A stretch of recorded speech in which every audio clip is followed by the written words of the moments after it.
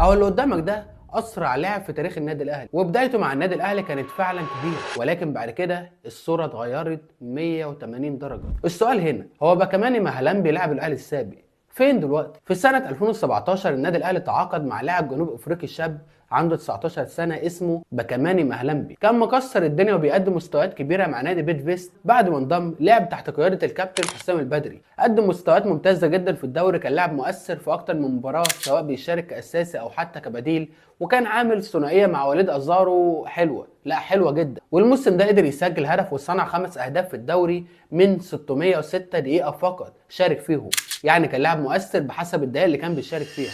وبشكل عام كده شارك مع النادي الاهلي في 15 مباراه، سجل هدف وصنع 5، يعني بحسب الارقام دي لا دي بدايه ممتازه جدا ولاعب عنده امكانيات كبيره.